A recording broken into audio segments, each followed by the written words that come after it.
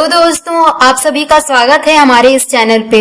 तो आज के इस वीडियो में हम एसएससी जेईई के पॉइंट ऑफ व्यू से हम सॉइल मैकेनिक्स का क्वेश्चन जो डिस्कस कर रहे थे उसको हम कंटिन्यू करेंगे। तो यहाँ पे हम आगे के क्वेश्चन लेंगे। जो हमारा 10th क्वेश्चन है वो बोल रहा है यहाँ पे सेलेक्ट द करेक्ट स्टेटमेंट। यहाँ पे हमको करेक्ट स्टेटमेंट बताना है। तो जो हमारा फर्स्ट स्टेटमेंट बोल रहा है unit weight of dry soil is greater than unit weight of wait soil. इसको देखते हैं हम कि ये सही है या नहीं।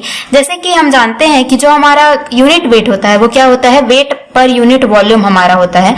तो जब हम ड्राई सॉइल के केस में लिखेंगे तो हमारा क्या हो जाएगा, gamma D is equal to weight of solid upon total volume of soil. यहाँ पे हम वेट ऑफ सॉलिड क्यों ले रहे हैं, जैसे कि हमारा ड्राई सॉइल है तो ड्राई सॉइल में क्या पाया जाएगा, एयर पाया जाएगा और सॉलिड पाए जाएंगे। लेकिन हमने सॉइल मैकेनिक्स के लेक्चर में ऑलरेडी देखा है ये चीज को कि हमारा जो वेट ऑफ एयर रहता है वो हम हमेशा नेग्लेक्ट करते हैं। तो हमारे जो वेट होगा ये किसके कारण होगा, सिर्फ और सिर्फ सॉलिड के कारण होगा। अपॉन में क्या आ जाएगा, वॉल्यूम ऑफ सॉइल आ जाएगा। ठीक है। सिमिलरली हम यहाँ पे वेट का केस लेते हैं। तो यहाँ पे देखिए ये हमारा क्या बोल रहा है, वेट सॉइल बोल रहा है। वेट सॉइल है मतलब कि ये कैसा है, पार्शियली सैचुरेटेड है। ये हमारा फुल्ली सैचुरेटेड नहीं है क्योंकि हमको यहाँ पे फुल्ली सैचुरेटेड लिखा नहीं है। तो हम इसको क्या मान के चलेंगे कि ये पार्शियली सैचुरेटेड है और इसमें क्या प्रेजेंट है, हमारे सॉलिड, एयर और वाटर तीनों हमारा प्रेजेंट है। तो इसमें भी हम यहाँ पे वेट में क्या क्या लेंगे, वेट ऑफ सॉलिड तो रहेगा ही और वेट ऑफ वाटर भी आ जाएगा क्योंकि ये क्या है, वेट है तो इसमें वाटर प्रेजेंट है। और वेट ऑफ एयर इसमें भी होगा लेकिन वेट ऑफ एयर हम क्या करते हैं, यहाँ पे नेग्लेक्ट करते हैं। अपॉन क्या आ जाएगा, हमारा वॉल्यूम ऑफ सॉइल।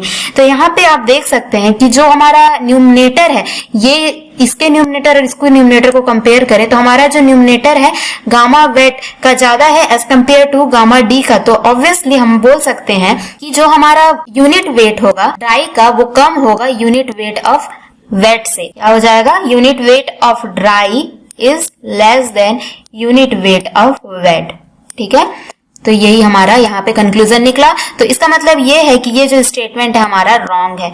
इसके बाद जो हमारा सेकंड स्टेटमेंट है, for dry soils dry unit weight is less then total unit weight.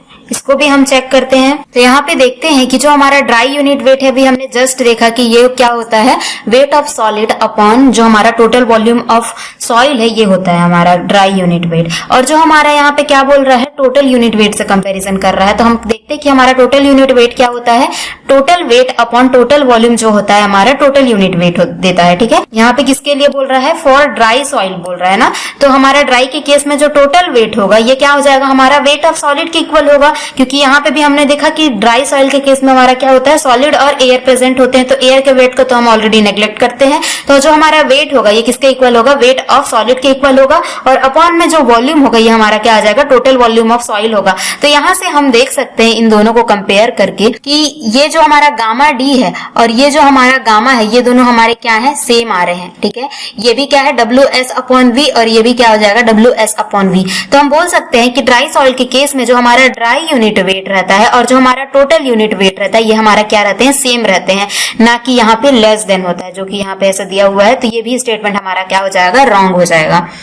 इसके बाद जो हमारा थर्ड स्टेटमेंट है, unit weight of soil increases due to submergence in water. तो जैसा कि हम ऑलरेडी देखे थे सॉइल मैकेनिक्स के लेक्चर में कि जब हमारा जो सॉइल रहता है वो पूरी तरह सबमर्ज्ड हो जाता है तो क्या होता है कि उसका यूनिट वेट जो रहता है वो कम होता है। ठीक है। गामा सबमर्ज्ड हमारा क्या होता है, gamma saturated minus gamma W होता है। ठीक है। माइनस गामा डब्ल्यू क्यों होता है, क्योंकि हमारा क्या होता था कि जब हमारा जो सॉइल रहता था वो वाटर में जब पूरी तरह डूबा हुआ रहता था तो उसके ऊपर क्या लगता था कि ऊपर से बायंसी फोर्स एक्ट करता था, जिसके कारण जो उसका यूनिट वेट है वो कम हो जाता था क्योंकि जो वेट ऑफ सॉइल है वो कम हो रहा था। तो ये मैकेनिज्म वहां लग रहा था। तो हम यहाँ पर बोल सकते हैं कि जब हमारा जो वाटर जब हमारा जो सॉइल रहता है वो पूरी तरह सबमर्ज्ड हो जाता है वाटर में तो उसका जो यूनिट वेट है ऑब्वियसली डिक्रीज करता है, ना कि इंक्रीज करता है। तो ये जो हमारा ऑप्शन है ये भी हमारा गलत हो जाएगा। Unit weight of soil decreases due to submergence in water. तो हाँ, ये तो सही दे रहा है, अभी जस्ट हमने इसको देखा है। ठीक है। तो यहाँ पे एक चीज ये याद रखिए आप, ये जो ऑर्डर है, ठीक है, ये जो ऑर्डर है यूनिट वेट का, इसको आप ध्यान में रखिए। गामा हमारा जो सॉलिड का हमेशा ज्यादा रहेगा। क्यों सॉलिड का गामा ज्यादा रहेगा, क्योंकि यहाँ पे सिर्फ और सिर्फ सॉलिड प्रेजेंट है, उसमें वॉइड्स प्रेजेंट नहीं है। तो यूनिट वेट ऑफ जो हमारा सॉलिड है, ठीक है, वो हमेशा ज्यादा रहेगा। तो ये देखिए हमारा जो गामा एस रहता है वो क्या रहता है, wait of solid upon volume of solid. ठीक है। तो यहाँ पे आप देख सकते हैं कि ये जो रहता है हमारा क्या रहता है कि सिर्फ और सिर्फ सॉलिड प्रेजेंट रहते हैं, इसीलिए हम यहाँ पे क्या करते हैं, वेट ऑफ सॉलिड कंसीडर करते हैं अपॉन जो है वॉल्यूम ऑफ सॉलिड कंसीडर करते हैं। तो इसका जो यूनिट वेट रहता है ये बहुत ज्यादा आता है, तो ये हमेशा हमारा क्या रहेगा, ज्यादा आएगा।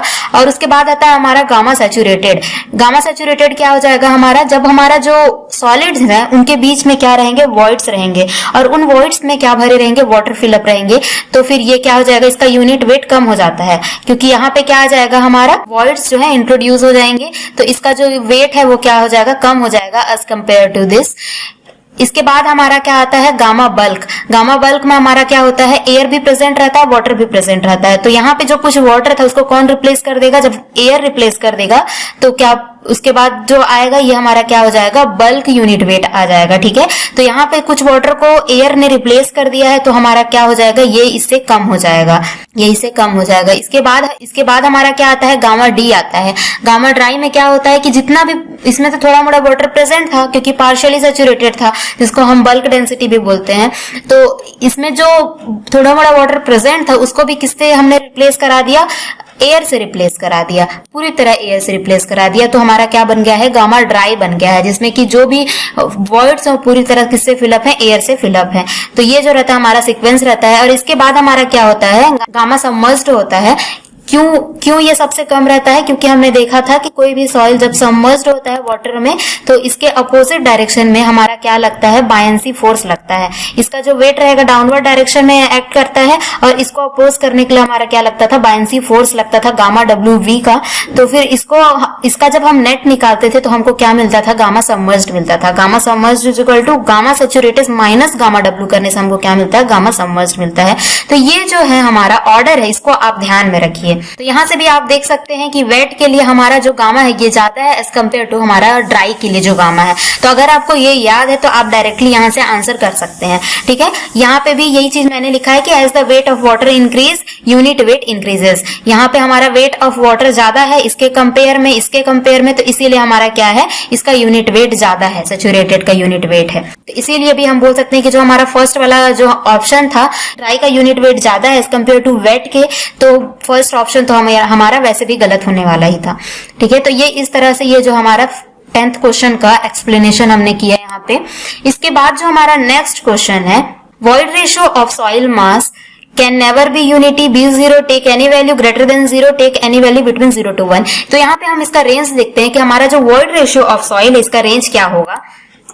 जैसे कि ये हमको दिया हुआ है यहाँ पे, जो हमारा वॉइड रेशियो होता है इसका जो फॉर्मूला होता है ये हमको होता है। ठीक है, volume of void upon volume of solid हमको क्या देता है, वॉइड रेशियो देता है। तो इसका जो रेंज होता है हमेशा ग्रेटर देन 0 होता है। इसको आपको ध्यान रखना है कि हमारा जो वॉइड रेशियो है हमेशा क्या रहता है, ग्रेटर देन 0 रहता है ऑलवेज। क्या ये इक्वल टू 0 हो सकता है या फिर इक्वल टू 0 नहीं हो सकता, यहाँ पे हम चेक करते हैं। इक्वल टू 0 ये कब होगा, हमारा ये जो वॉल्यूम ऑफ वॉइड है ये 0 होगा, तभी हमारा क्या होगा, न्यूमरेटर 0 हो जाएगा, तो हमारा वॉइड रेशियो क्या दे देगा, 0 upon something is equal to 0 दे देगा। लेकिन आप ही बताइए कि क्या सॉइल है तो उसमें कभी वॉइड 0 हो सकते हैं, कभी 0 नहीं होंगे। हमारा सॉइल है मतलब वॉइड तो रहेगा ही और सॉलिड तो रहेगा ही। सॉइल है मतलब कि सॉलिड पार्टिकल रहेंगे सॉइल के और उनके बीच में वॉइड्स तो ऑलवेज रहेगा, तभी ये हमारा क्या है, सॉइल है। तो इसमें हमारा जो वॉल्यूम ऑफ वॉइड है वो कभी 0 नहीं हो सकता, इसीलिए हमारा क्या होगा कि हमारा जो वॉइड रेशियो ये कभी भी 0 के इक्वल नहीं हो सकता। तो यहाँ पे क्या हो जाएगा, take any value greater than 0 हो जाएगा। B0 ये तो होगा ही नहीं, never be greater than unity ये भी नहीं होगा। Take any value between 0 to 1 ये 0 to 1 नहीं रहता है, 1 से भी बड़ा रहता है, तो ये भी हमारा क्या हो जाएगा, गलत हो जाएगा।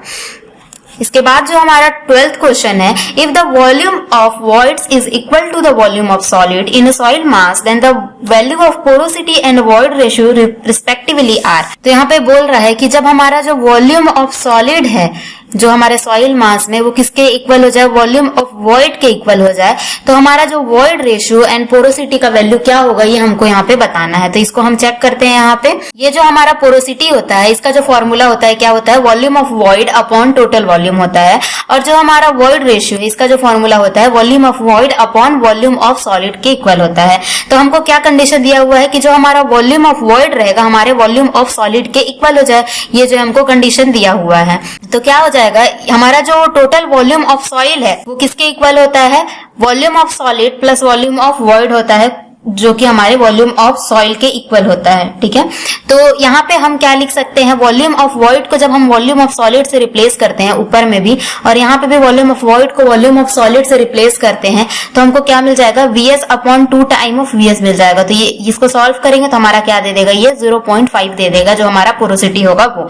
और यहाँ पे हमारा वॉइड रेशियो होता है, ये क्या होता है, volume of void upon volume of solid. तो इसमें हम डायरेक्ट वॉल्यूम ऑफ वॉइड को वॉल्यूम ऑफ सॉलिड के इक्वेट कर देंगे तो हमको क्या दे देगा, E का वैल्यू जो होगा 1 के इक्वल देगा। तो यहाँ पे हम देख सकते हैं कि जो हमारा पोरोसिटी है इसका वैल्यू 0.5 आया है और जो हमारा वॉइड रेशियो इसका वैल्यू 1 आया है। तो यहाँ पे हमको पहले क्या पूछा है, पोरोसिटी बोला है और उसके बाद यहाँ पे वॉइड रेशियो बोला है।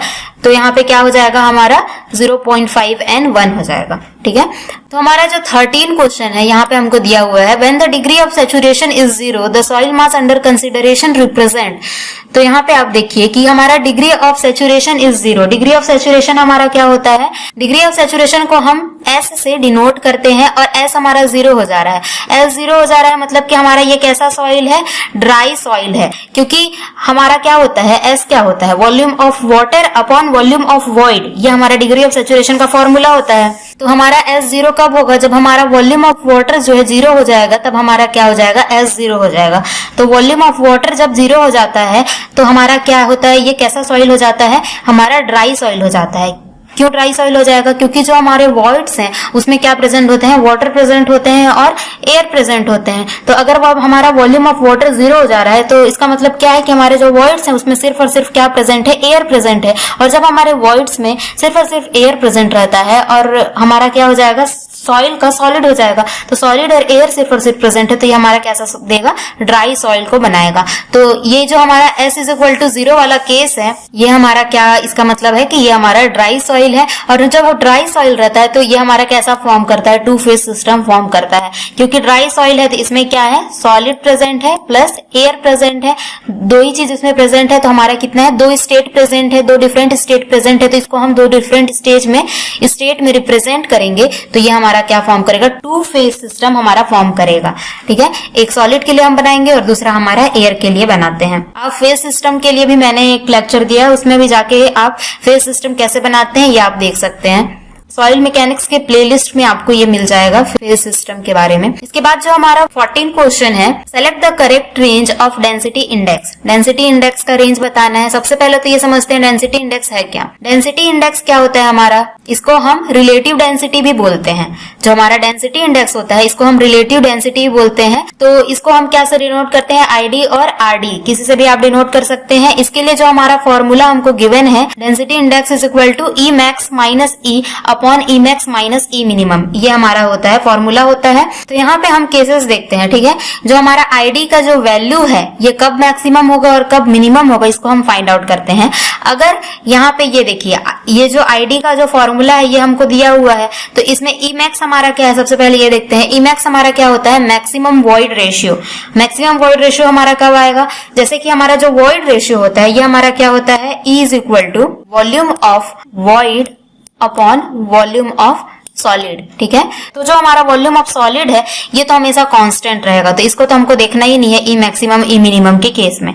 लेकिन हमारा जो वॉल्यूम ऑफ वॉइड है ये हमेशा वेरी करेगा, तो इसके हिसाब से जो हमारा ई है वो वेरी करेगा। ठीक है, जैसे अगर मान लीजिए कि हमारा ये ज्यादा होगा तो हमारा ई भी क्या होगा, ज्यादा होगा, क्योंकि न्यूमरेटर है, डायरेक्टली प्रोपोर्शनल है। तो अगर ये ज्यादा होगा तो ये भी हमारा ज्यादा रहेगा। तो यहाँ पे हम वॉल्यूम ऑफ वॉइड से वॉइड रेशियो को देखेंगे।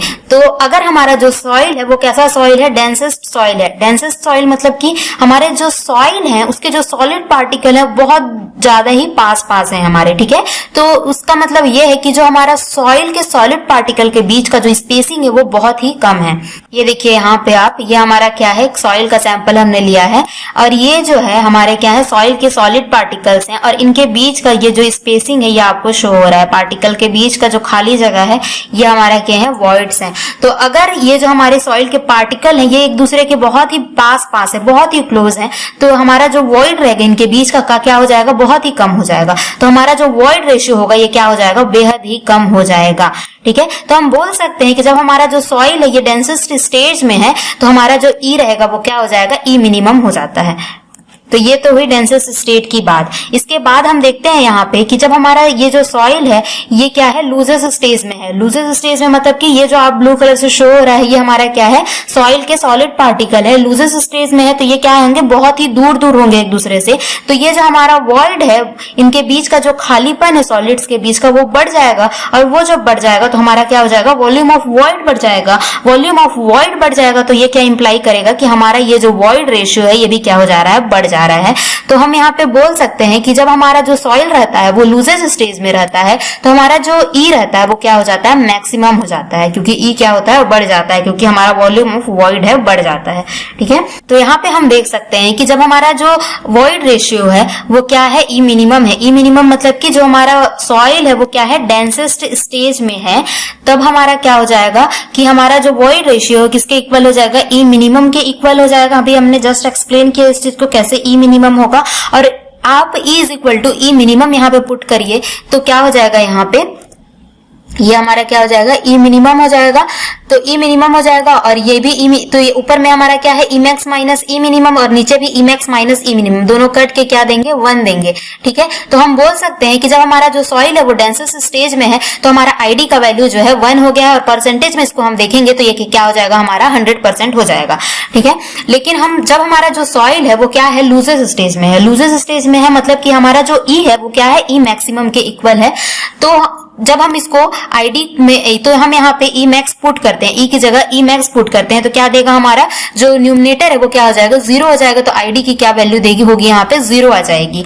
तो हमारा क्या हो जाएगा, परसेंटेज में भी ये 0 देगा। तो हम यहाँ पे बोल सकते हैं कि जब हमारा जो सॉइल है वो डेंसेस्ट स्टेज में है तो हमारा जो ई रहेगा वो क्या हो जाएगा, ई मिनिमम के इक्वल हो जाएगा। और जब हमारा सॉइल ई मिनिमम का वॉइड रेशियो जब हमको मिलेगा तो हमारा जो रिलेटिव डेंसिटी होगा वो क्या हो जाएगा, 100% हो जाएगा। वैसे ही हम यहाँ पे बोल सकते हैं कि जब हमारा जो सॉइल है लूजेस स्टेज में है तो हमको क्या मिलेगा, ई मैक्सिमम मिलेगा। क्योंकि हमारा जो वॉइड है वो का जो वॉल्यूम है वो बहुत ज्यादा बढ़ जाएगा। और जब हमारा वॉल्यूम बढ़ जा रहा है तो हमको क्या मिलता है, ई मैक्स मिलता है। और जब हम उसको यहाँ पे पुट करते हैं तो हमारा जो आईडी मिलता है वो किसके इक्वल होता है, यहाँ पे 0 के इक्वल हमको मिलता है। तो आईडी का जो रेंज है यहाँ पे आपको मिल चुका है। यहाँ पे आईडी का जो रेंज है वो 0 से 100% में मिलता है, ये परसेंटेज में हमने देखा है। तो यही हमको यहाँ पे पूछ रहा था कि आईडी का जो रेंज है वो क्या हो जाएगा यहाँ पे। तो हम बोल सकते हैं कि आईडी का जो रेंज होता है ये होता है ग्रेटर देन और equal to 0 but less than और इक्वल टू 100 होता है परसेंटेज में। तो नंबर में यहाँ पे 1 हो जाएगा। ठीक है, तो ये जो हमारा डी ऑप्शन यहाँ पे करेक्ट हो जाएगा। आप यहाँ पे ध्यान रखिए कि इक्वल टू इंक्लूडेड है। ठीक है, इसके फर्स्ट पहले जो ऑप्शन है इसमें इक्वल टू इंक्लूडेड नहीं है तो ये हमारा क्या है, सरासर गलत है। और ये दोनों तो गलत है ही। ठीक है, इसके बाद जो हमारा 15 है, यहाँ पे देखिए, if the degree of saturation of partially saturated soil is 60% then air content of the soil is. Degree of saturation हमको बोल दिया यहाँ पे 60% है तो हमको एयर कंटेंट यहाँ पे पूछ दिया है। तो यहाँ पे देखते हैं कि डिग्री ऑफ सैचुरेशन और एयर कंटेंट में क्या कुछ रिलेशन है क्या। तो ऑलरेडी हम सॉइल मैकेनिक्स में डिस्कस कर चुके हैं inter relation between different properties of soil के जो लेक्चर है उसमें आपको ये मिल जाएगा। तो यहाँ पे हमने देखा है कि जो फॉर्मूला होता है हमारा एयर कंटेंट और हमारा डिग्री ऑफ सैचुरेशन का वो क्या होता है, AC plus S is equal to हमारा क्या देता है, 1 के इक्वल देता है। तो हमारा S कितना दिया हुआ है यहाँ पे, 60% का दिया हुआ है। तो नंबर में क्या हो जाएगा, ये 0.6 हो जाएगा। तो AC हमारा क्या हो जाएगा, 1 माइनस 0.6। तो हमारा AC देगा यहाँ पे 0.4 का वैल्यू हमको यहाँ पे दे रहा है। ठीक है, अगर आपको ये फॉर्मूला जो है AC और S का जो रिलेशन है आपको याद नहीं है तो भी कोई इश्यू नहीं है, हम इसको फाइंड आउट करते हैं। कैसे फाइंड आउट करेंगे, यहाँ पे आप देखिए, ये जो बेसिक फॉर्मूला है ये तो आपको याद करना ही पड़ेगा, ये तो आपको ध्यान होना चाहिए। तो इसी के बेसिस पे हम यहाँ पे निकालेंगे कि एयर कंटेंट हमारा क्या होता है, volume of air upon volume of void होता है। और जो हमारा डिग्री ऑफ सैचुरेशन होता है वो क्या होता है, volume of water upon volume of void होता है। तो यहाँ पे आप देखिए कि हम यहाँ पे वॉल्यूम ऑफ वॉइड को क्या लिख सकते हैं, volume of water plus volume of air लिख सकते हैं हम वॉल्यूम ऑफ वॉइड को। तो यहाँ पे जब हम ये जो वैल्यू है डिग्री ऑफ सैचुरेशन की 60% की जो वैल्यू है तो इसकी जगह हम क्या लिख देंगे, 0.6 नंबर में लिखेंगे। तो क्या हो जाएगा, volume of water upon volume of void यहाँ पे हो जाएगा। तो हमको ये रिलेशन हमको मिलता है यहाँ पे, volume of water is equal to 0.6 volume of void हमको यहाँ पे मिलता है। तो हमारा जो वॉल्यूम ऑफ वाटर है वो 0.6 time of volume of void है।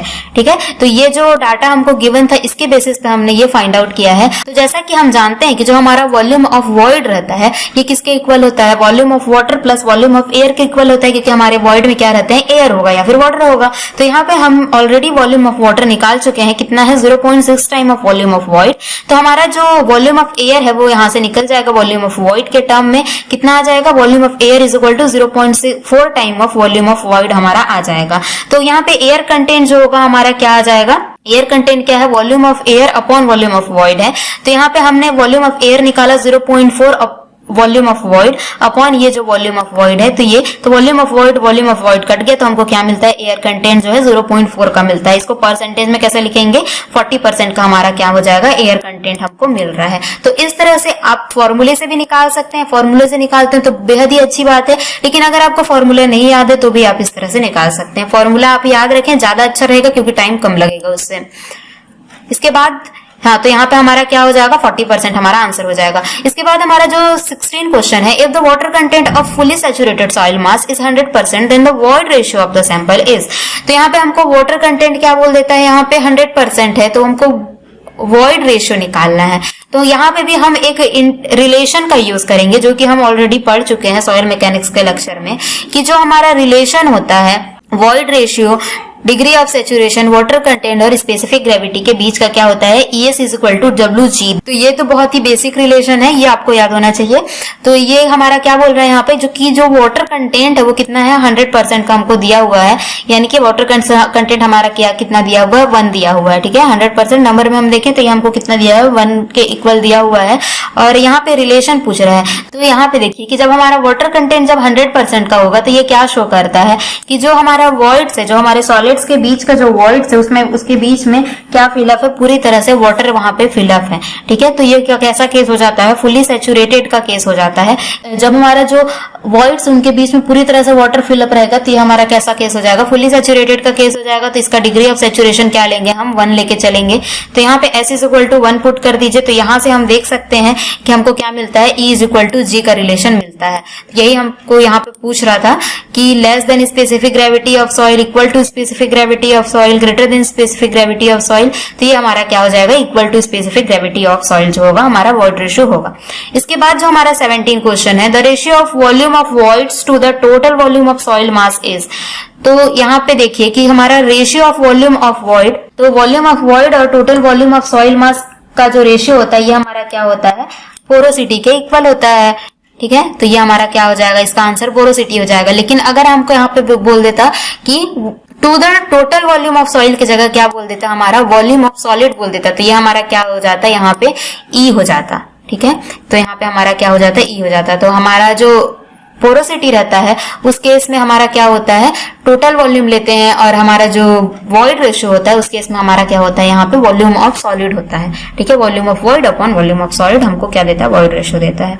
तो इसका जो आंसर हो जाएगा हमारा क्या हो जाएगा, पोरोसिटी हो जाएगा। इसके बाद जो नेक्स्ट क्वेश्चन है हमारा, relative density of a compacted dense sand is approximately equal to.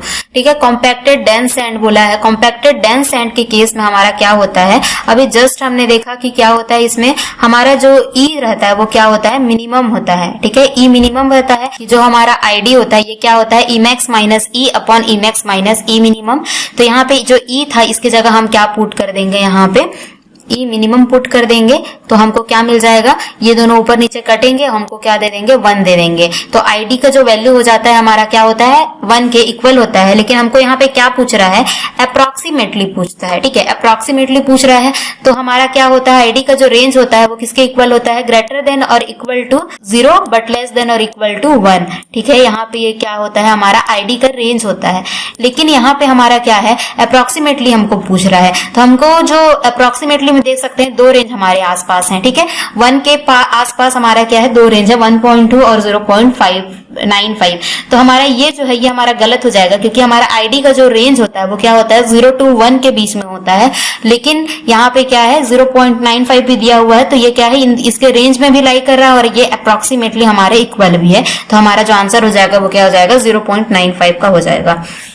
इसके बाद जो हमारा 19 क्वेश्चन है, if the sand in S2 is in the densest state, ये भी क्या बोल रहा है, डेंसेस्ट स्टेज में है, then the relative density of the sand is, तो रिलेटिव डेंसिटी हमारा क्या हो जाएगा, 1 हो जाएगा। अभी हमने जस्ट देखा कि हमारा जो रहता है रिलेटिव डेंसिटी हमारा क्या होता है, 1 होता है डेंसेस्ट के केस में।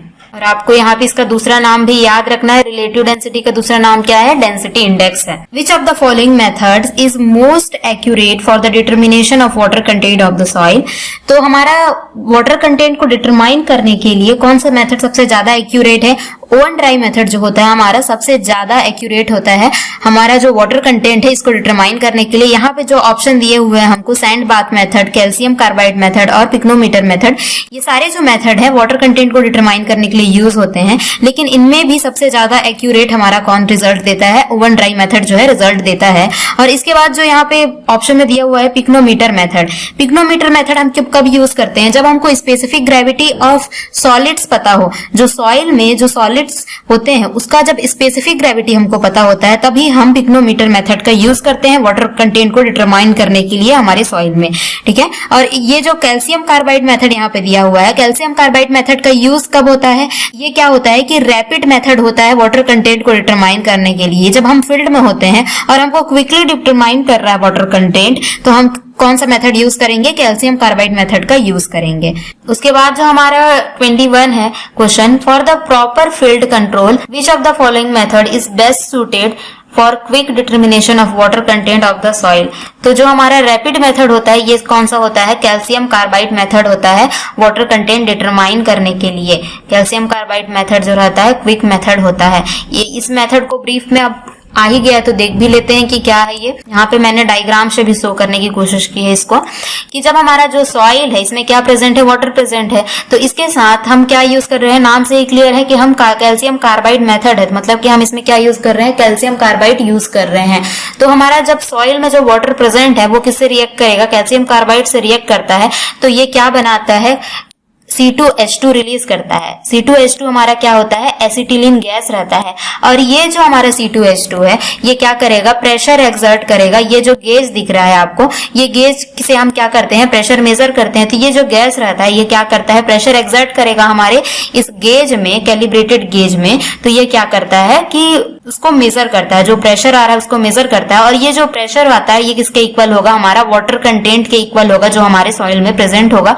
तो इसको हम किससे डिनोट करते हैं? W' से डिनोट करते हैं। जो भी प्रेशर एक्सर्ट होगा इस गेज में वही किसके इक्विवेलेंट होगा? हमारे सॉइल में वाटर कंटेंट के इक्विवेलेंट होगा। तो इस तरह से हम कैल्शियम कार्बाइड मेथड से हम यहाँ पे वाटर कंटेंट को डिटरमाइन करते हैं। यहाँ पे आप देख सकते हैं यहाँ पे कि जब हमारा मॉइस्ट सॉइल है, ये क्या है? वाटर, इसके साथ CaC2 मतलब कि कैल्शियम कार्बाइड रिएक्ट किया, हमको क्या मिला? एसिटिलीन गैस मिला। और which exert pressure on the calibrated gas which is further estimated in the term of water content. तो इस तरह से हम कैल्शियम कार्बाइड मेथड से वाटर कंटेंट को डिटरमाइन करते हैं।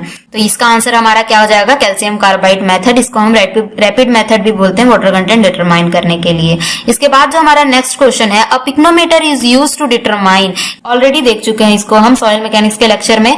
Water content and specific gravity दोनों ही डिटरमाइन करने के लिए हम क्या यूज करते हैं? पिक्नोमीटर को यूज में लाते हैं। इसको कैसे यूज में लाते हैं, इसका क्या मेथड है, आप लेक्चर के थ्रू जाके इसको देख सकते हैं, ठीक है। तो आज के इस लेक्चर में बस इतना ही। आगे आने वाले लेक्चर में हम इसके बाद के क्वेश्चन को देखेंगे। अगर आपको ये वीडियो अच्छा लगा तो इस वीडियो को लाइक जरूर कीजिए, अपने फ्रेंड्स को रिकमेंड कीजिए और हमारे चैनल को सब्सक्राइब कीजिए। Thank you so much.